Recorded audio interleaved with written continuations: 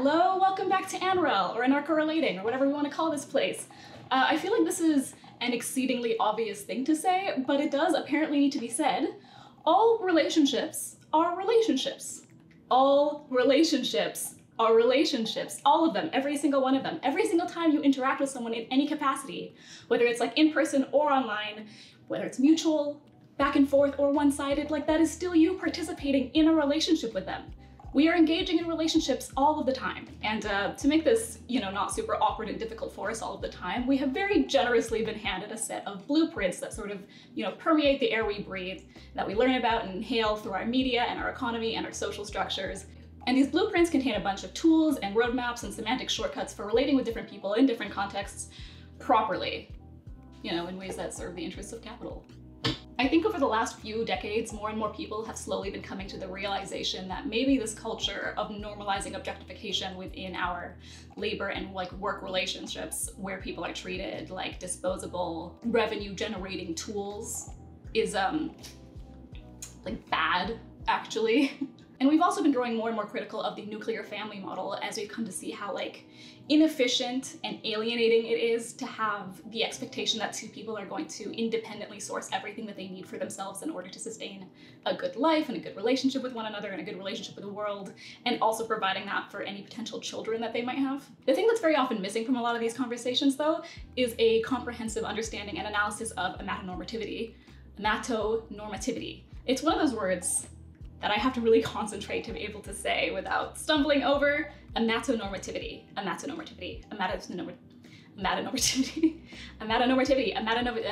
which is very briefly just the built-in expectation and assumptions that one, that people thrive within exclusive romantic relationships, and also two, that a person's strongest source of happiness and prosperity comes from within a romantic relationship, from finding your person and starting a family, regardless of whether or not that equation includes children. I want to make it clear that I don't think that there's anything inherently wrong with the desire for romantic partnership. We are immensely social beings. Intimate and emotionally safe connection with one another is a beautiful thing. Interdependence and collaboration with one another is a beautiful thing. And again, all of the messaging that we've received indicates that the best way to access those things is through romance. It makes perfect sense that that is the ideal that people chase after and hold up as sacred and pour all of their time and energy into. Unfortunately, in so doing, people end up closing themselves off from all sorts of really wonderful relationships, romantic and otherwise. This ideal is harmful to, I think, all of the relationships that are possible. Riding your well-being on acquiring that ideal, or attaching your worth or the worth of your relationships to their proximity to that hegemonic ideal, contributes to a culture of objectification and self-commodification, while closing you off from the capacity to access genuine community, an interconnected network of meaningful and authentic social relationships. I have so much more to say about amatonormativity and the way that we conceptualize romance and how that ties into the normalization of exploitative labor conditions. But that's for another time. Today, I just want to, elucidate further what those blueprints look like in regards to the relationship escalator and nuclear family models, and then break down a neat little tool I put together for effectively divesting from those blueprints, not only within your romantic relationships, but all of your relationships ever, hopefully, in theory.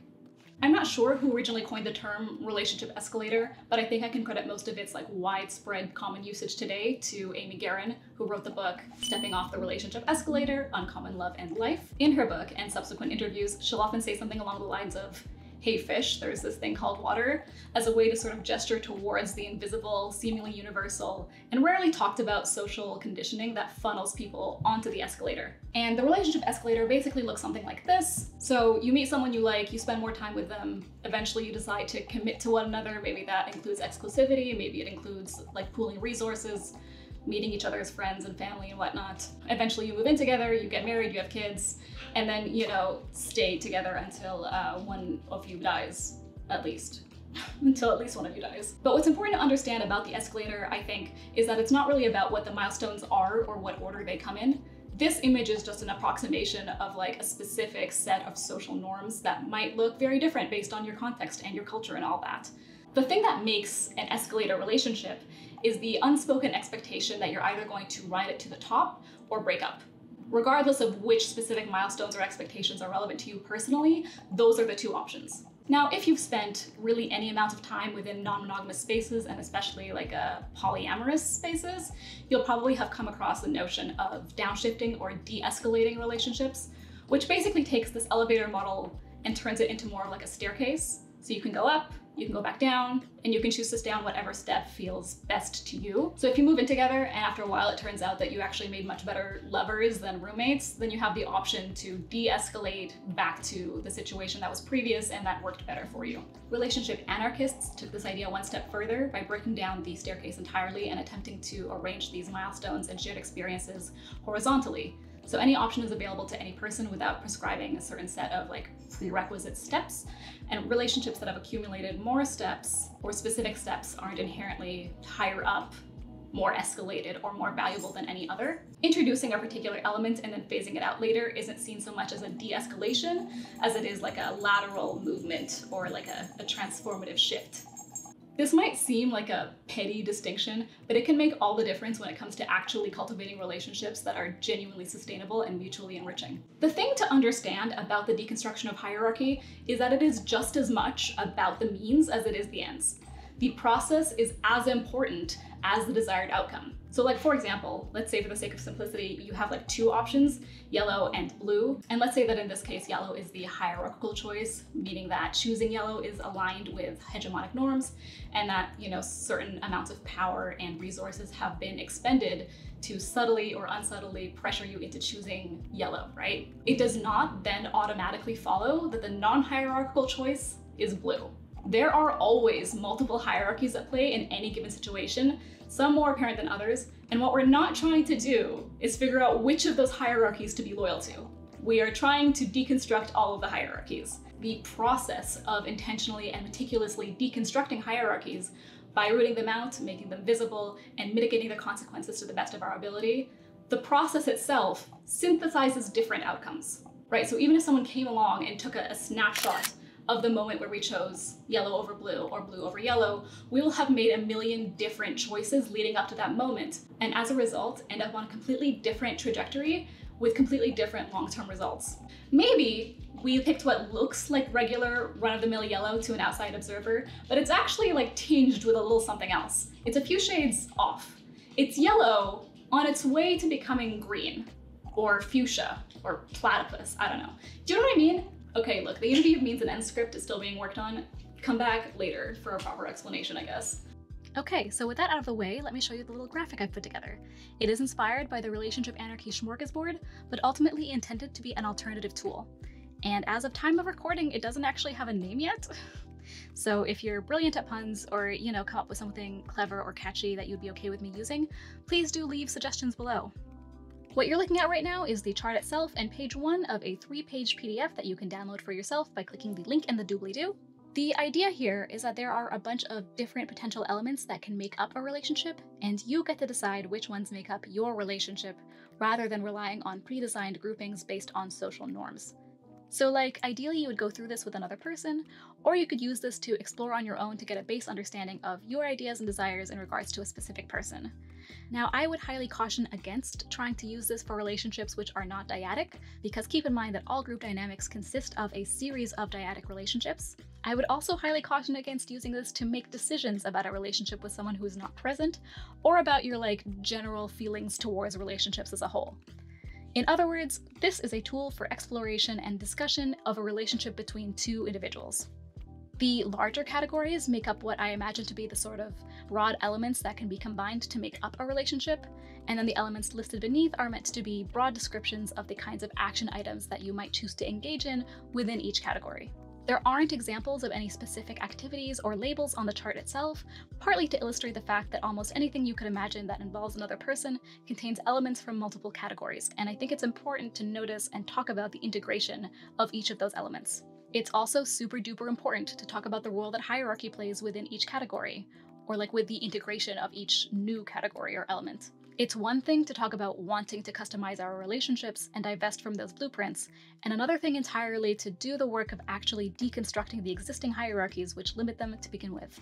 I sort of liken this to the difference between choose your own adventure books, where you do get to make choices, but there's a set of predetermined available outcomes, and like Dungeons and Dragons, where the possibilities are basically infinite and collaboratively cultivated by the participants. Let's take, for example, two people who regularly dance together. Their relationship is one that's very likely going to involve some degree of physical touch, collaboration, and companionship. Emotional intimacy is a little tricky because while it's technically possible and perhaps even common to collaborate with someone without invoking any emotional intimacy, I don't know that it's the thing that can be done safely and effectively. So we're going to say that this dancing pair does engage in some degree of emotional intimacy as well. Their relationship also may or may not include sexual interaction or transactional exchanges, say if one of them is coaching or instructing the other. Although if it involves both, then that might introduce a rather unique and significant degree of hierarchy that would need to be acknowledged and sufficiently mitigated in order for that to be a healthy and emotionally safe dynamic for everyone involved. There are a bunch of other areas where hierarchy may be present in this scenario. If they compete together, that might introduce some hierarchy, especially if one of them is in a more financially precarious situation than the other. If there are gender differences or differences in physical ability, if one of them is more adept at the sport or has stronger ties to the dancing community, if they're learning dances that originate from a culture that only one of them is a member of, there are a million different possibilities depending on the actual material circumstances, right? And there are a million different ways to mitigate each of those hierarchies as well, again, depending on the actual material circumstances. If we do take the example of competing while one of them is in a more financially precarious situation, they might opt to split the entrance fees and prizes equitably rather than equally. They might work together to find or make more affordable dancing gear or outfits. They might choose to compete very, very rarely to avoid disrupting work schedules. It really depends. I'd recommend going through all 3 pages of the document and then coming back up here and using the blank space to discuss anything that feels relevant but was left unsaid. If you're really not sure where to start or what kind of things would be important to talk about, you can check out the original Relationship Anarchy Smorgasbord. I will also link that in the folder below, which does have like a lot of tangible examples for potential talking points. I just wouldn't necessarily start there because I personally feel like it's a little overwhelming and unintentionally kind of prescriptive and even hegemonic in the way that the categories are set up, which is why I made this. But it is for sure very valuable as a page jam-packed full of examples and options, especially if you're at a point where you're like, I don't even know what I don't know, you know? Another really good exercise might be to pick an item or activity off of the smorgasbord and see if you can figure out which of these elements can be used to reconstruct it conventionally, which changes to that configuration you might want to make, and which hierarchies are involved. Okay, moving on, this is page 2. It gives a few examples of the different kinds of dynamics that are possible to create, even with the exact same set of elements or building blocks. I didn't write this down, but you're for sure also going to want to talk about the material conditions that these items represent for you. For example, shared space could refer to something as broad as like planet Earth, or as narrow as a bedroom. It might be a professional development space like a studio or an office. It might refer to community spaces like cities, grocery stores, schools, churches, or online forums. It's very, very possible that you'll end up sharing multiple different spaces with the same person or people, and you're probably going to want to name and talk about each of them. Depending on how in-depth with this exercise you want to go, this conversation might take hours or days. I would recommend spacing it out and not sort of overloading yourselves with too much information or too much discussion. To avoid getting super caught up in these specifics right away, I would really, really recommend starting with the most broad categories and then working your way inwards towards the specifics as the conversation goes on. Keep in mind that this isn't a contract or an agreement to hold yourselves to. It is a jumping off point for discussion. Relationships are dynamic. People are dynamic. Life happens, and the only constant is change. The point is not to further compartmentalize your relationships into more boxes or different boxes, but to take a more holistic and empathetic approach to the way that we relate with one another. We are whole-ass people. We are not objects, resources, products, or commodities meant to fit within the scope of a specific role or function. We have backstories and forward stories, and we are mutually developed by our relationships. We really shouldn't be treating each other or ourselves as though we are consumable or disposable. I feel like we deserve better relationships than that. Lastly, let's talk about hierarchy. I've included a brief description and some examples of systemic hierarchy. If you want a longer deep dive, I made a whole video about it.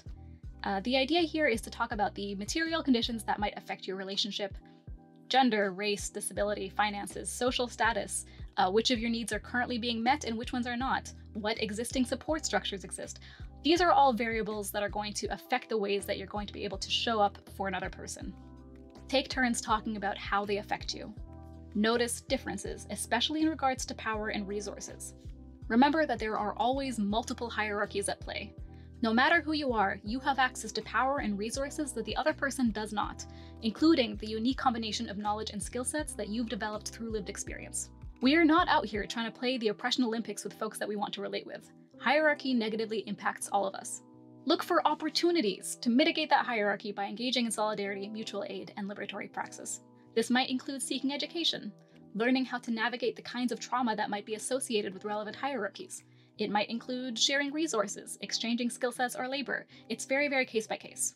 If through the course of this exercise it becomes apparent that one of you wants to introduce certain elements to your relationship and the other person doesn't want that, it's not the end of the world. You can talk about the ways where your wants overlap and talk about where they don't. Talk about why you do or don't want certain things, and talk about which circumstances would have to be different and in what ways in order for your wants to be more aligned. Revisit these conversations often, talk about changes as they come up, and continuously collaborate with one another while centering respect, dignity, and autonomy. If that idea seems super scary to you, that's usually a pretty good indicator that there's still a heavy amount of unacknowledged or unmitigated hierarchy within your dynamic. And to be clear, I'm absolutely not saying that you should force yourself into participating in elements that are undesirable or unsafe for you.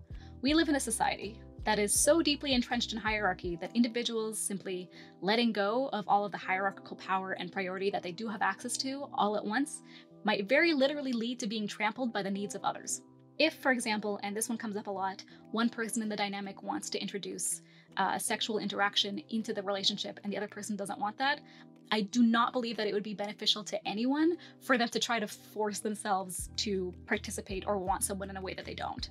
But I do think that we have a tendency to chalk up any and all discrepancies as like inherent incompatibility, when a lot of the time that incompatibility is a symptom of systemic hierarchy. Our preferences and desires are absolutely informed by the messaging that we've received about who we're supposed to want and in what ways. And again, I think it's really important to understand and be aware of that, even if you can't actually mitigate that hierarchy in the moment to the extent that you would need to in order to engage in a particular way authentically. And it's okay for that to happen, even if it means being disappointed or disappointing another person. We do not need to avoid disappointment, discomfort, or conflict. We are learning to acknowledge and navigate reality, including disappointment, while ideally coming out safe and still in community together on the other side. We are learning to cultivate trust and safety through respect and authenticity rather than control. I hope this helps. Alrighty, I hope that made some sense to some people. That's all I have for you today. This video was supposed to be my quick and easy in-between low effort thing to put out while I was working on my larger theory focused projects. But then my too much gene kicked in and this is what we got instead. Speaking of plans that went a little off track, there are 1,500 of you now. Wow, hello, welcome, thank you so much for being here. And thank you to Andrew who shouted out my last video. If you've somehow landed here but you're unaware of Andrewism, please do yourself a massive favor and correct that immediately. I'll leave a link below. He makes fucking top tier anarchist content here on YouTube. Some of the best. I had all these plans about releasing a bunch of really cool stuff once I hit 1,000 subscribers, but then that happened much faster than I'd anticipated. And now I feel a little bit like I've been caught with my pants down because none of that stuff is ready yet. So instead, we're going to do a 1,000 subscriber milestone Q&A. So head on over to the community tab and leave your unrelated to this video questions there. That way I'll know that you're okay with me potentially screenshotting or answering publicly, and leave your related to this video questions below, and I will do my best to answer as many as I can. Maybe help you guys troubleshoot the yet unnamed relationship graphic chart thing. I mean, I shared it with a few people. I did workshop it around a little bit, but it hasn't been publicly released yet. So consider this a beta test and I will tweak it as needed. Until next time, take care of yourselves, take care of each other, and I'll see you soon. Bye! If you're still watching this video for some reason, then congratulations, you get to see my whole outfit, including these super cute red socks, which did not make it into the frame for the actual video. And also a cute little camo appearance from Miss Merlin.